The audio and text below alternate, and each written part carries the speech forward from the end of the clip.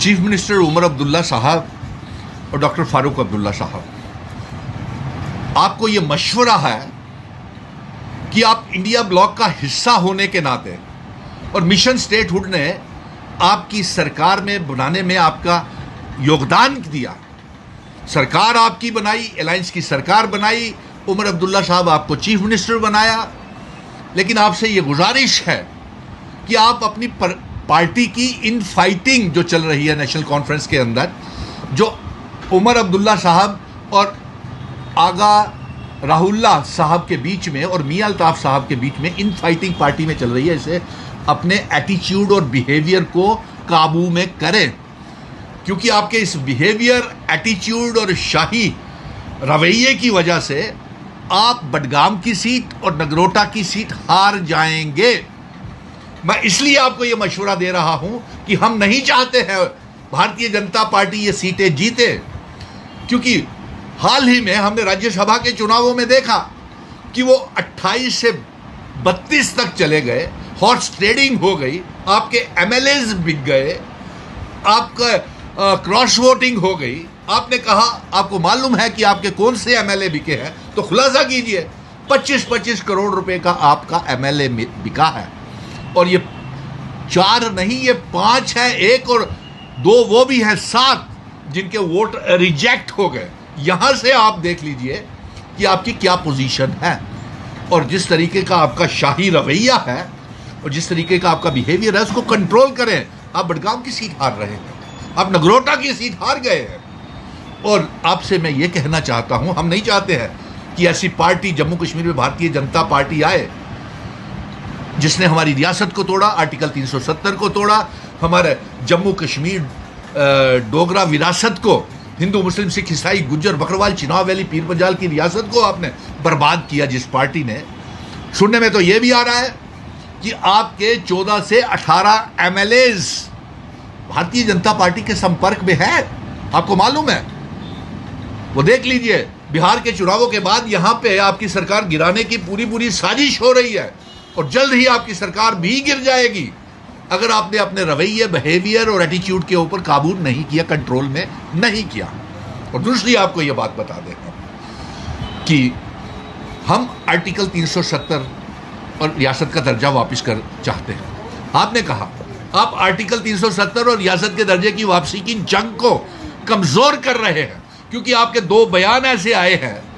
एक तो आपने कहा कि आप रिजाइन कर देंगे अगर रियासत का दर्जा वापस नहीं मिला, तो बेहतर यही है कि इससे पहले आपके 14 से 18 एमएलए आपकी सरकार को गिरा दें, आप इस्तीफा दे दीजिए।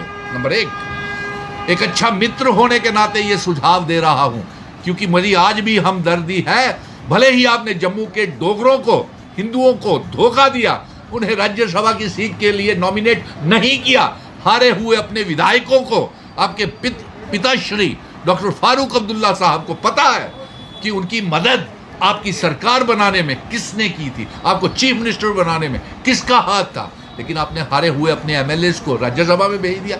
वो क्या बात करेंगे, वो तो ऑलरेडी लोगों ने रिजेक्ट किए हुए थे। और नंबर 2, आपने एक कहा कि आप रियासत नहीं मिली तो आप इस्तीफा दे देंगे, जल्द दे दीजिए, इससे पहले कि आपकी सरकार गिर जाए। दूसरा, आपका यह बयान आता है कि जितनी देरी हो रही है उतनी उम्मीदें रियासत के दर्जे की कम हो रही है।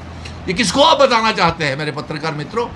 ये किसी को नहीं बताना चाहते। ये डाइल्यूट, कमजोर कर रहे हैं अपना मुवाक्कफ, लोगों को गुमराह और मिसलीड कर रहे हैं, ताकि अवाम का 1 करोड़ 30 लाख अवाम का जो 1 करोड़ 30 लाख अवाम है, उनका ध्यान जो है वो ये बयान दे गए कि जिस तरीके से देरी हो रही है, उम्मीद घट रही है रियासत के दर्जे की। उम्मीद उमर साहब आपकी घट रही होगी। जम्मू कश्मीर की 1 करोड़ 30 लाख अवाम, मिशन स्टेटहुड और ये जम्मू कश्मीर का डोगरा बेटा सुनील डिंपल आज भी उस जंग के मोर्चे के ऊपर खड़ा है, जहां से वो रियासत का दर्जा, आर्टिकल 370 स्टेट सब्जेक्ट को शुरू करना, और जिन शर्तों के ऊपर इल्हाक भारत के साथ जम्मू कश्मीर, लद्दाख, पीओके, गिलगित बल्टिस्तान का हमारे महाराजा हरि सिंह जी करके गए थे, वो वाली रियासत हमें वापस चाहिए। जम्मू कश्मीर की आवाम भी आर्टिकल 370 चाहती है, रियासत का दर्जा चाहती है, स्टेट सब्जेक्ट चाहती है। आपने क्या, आप तो उनकी मांगों को और उनका ध्यान भटका रहे हैं, कमजोर कर रहे हैं उनका मुआवजा। आपका कोई ऐसा बयान नहीं आया। आपने मेहनत भी क्या की, आपको 16 अक्टूबर को 2024 को यहाँ बिठाया था, वहीं पे आप कुर्सी पे बैठे हुए। आपने अवाम के लिए क्या किया? आपने तमाम वादे आपके झूठे निकले। आपने कहा 1 करोड़ 30 लाख अवाम को कि आपको 1 लाख नौकरी हर साल दी जाएगी। कितनों को नौकरी दी बताइए, मुझे एड्रेस बता दीजिए। आपने कहा कि 12 गैस के सिलेंडर, 200 यूनिट बिजली, डबल राशन, कितने लोगों को दिया? बता दीजिए एड्रेस आप, हम भी देखें जरा कितने लोगों को दिया। आपने दरबार मूव तक आप शुरू नहीं करवा पाए। दरबार मूव भी जम्मू कश्मीर के व्यापारियों की, अवाम की जीत है। हमने मजबूर कर दिया था एलजी साहब को भी और आपकी सरकार को भी, दरबार मूव शुरू करना पड़ेगा। बताइए, इसलिए हम आपसे ये कहना चाहते हैं, आज असेंबली का सेशन चल रहा है, कौन से आपने इतने बिल पास किए जो सिवाय इसके कि तनख्वाहें अपनी बढ़ा ली 90 एमएलएज की। 90 एमएलएज के पास दम ही नहीं है कि वो रियासत का दर्जा वापस ला सके। इसलिए हम ये मांग कर रहे हैं कि ये असेंबली को जल्द से जल्द बर्खास्त किया जाए। और दूसरा, कौन सा बिल आपने अवाम के हक में लाया, नौजवानों के हक में लाया, जो अवाम नौजवानों की उम्मीदें थी, डेली वेजर्स की, नौजवानों की, कि वो बिल आपके उनके लिए पास करेंगे। आपने उनके पास नहीं किए बिल, उनको कमेटी का चक्कर, कमेटी का खेल लगा दिया।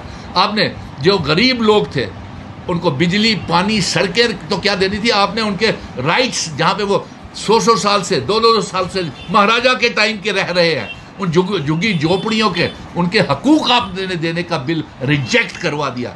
लैंड राइट्स आपने उनके छीन लिए।